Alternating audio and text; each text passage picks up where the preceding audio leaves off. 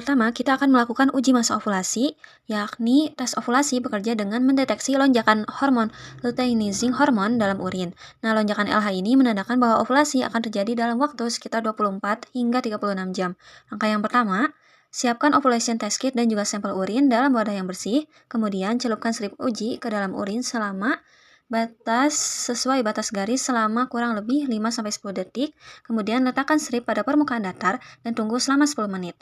Hasil dinyatakan positif apabila muncul dua garis dengan intensitas yang sama atau garis tes lebih gelap dari garis kontrolnya. Dan hasil yang didapat ialah garis tes lebih samar atau tidak muncul, maka hasilnya disebut negatif. Selanjutnya, langkah kerja dari tes kehamilan, yakni bekerja dengan mendeteksi hormon HCG atau Human Chorionic Gonadotropin dalam urin yang diproduksi setelah terjadi implantasi embrio. Nah, langkah yang pertama, siapkan test pack dan juga sampel urin.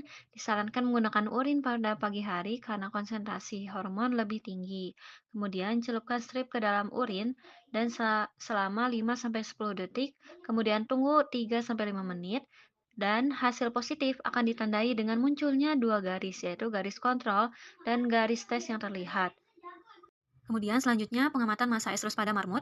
Ya, untuk mengidentifikasinya maka dilakukan metode vaginal smear atau apusan vagina. Pertama, lakukan restrain mencit dengan hati-hati sesuai prinsip kesejahteraan hewan. Kemudian teteskan larutan NaCl 0,9% ke dalam vagina menggunakan pipet tetes. Kemudian aspirasi kembali cairan tersebut secara perlahan tanpa melukai jaringan. Kemudian teteskan sampel pada kaca objek. Kemudian selanjutnya objek dan amati di bawah mikroskop dengan perbesaran 4-40 kali.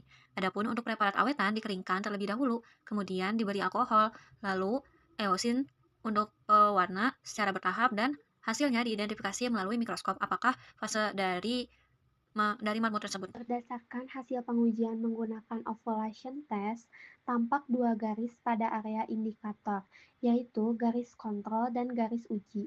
Namun, intensitas warna pada garis uji terlihat lebih samar dibandingkan dengan garis kontrol. Hal ini menunjukkan bahwa hasilnya negatif, yang mengindikasikan bahwa tidak adanya lonjakan hormon LH pada saat pemeriksaan. Bisa jadi karena individu belum memasuki masa ovulasi ataupun sudah mengalami masa ovulasi. Berdasarkan hasil pengujian menggunakan test pack, terlihat adanya dua garis berwarna merah pada area indikator, yaitu satu garis kontrol dan satu garis uji. Munculnya dua garis tersebut menandakan hasil yang positif, yang mengindikasikan bahwa individu tersebut hamil.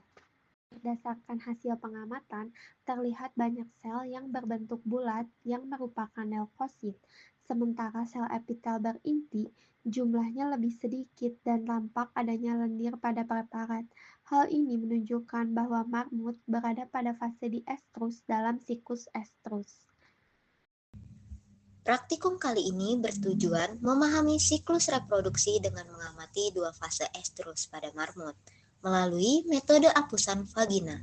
Pada pengamatan pertama, yaitu fase diestrus, terlihat dominasi sel epitel berinti dan banyak leukosit. Fase ini adalah masa istirahat di mana hormon progesteron tinggi dan kesuburan berada di titik terendah. Sebaliknya, pada fase estrus tampak dominasi sel epitel squamosa tanduk tanpa inti dan tidak ditemukan leukosit. Fase ini menandakan puncak hormon estrogen.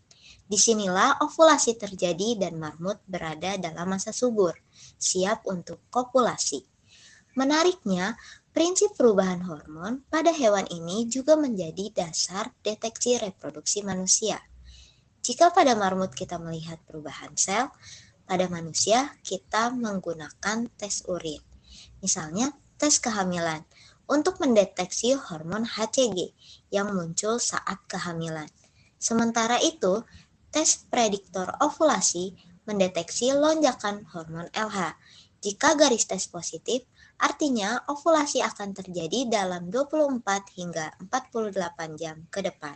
Sama seperti fase estrus kering pada marmut, yang menandakan puncak kesuburan. Jadi, perubahan morfologi sel pada marmut adalah refleksi langsung dari perubahan hormon dan prinsip fisiologi reproduksi. Ini bersifat universal, hanya berbeda metode deteksinya.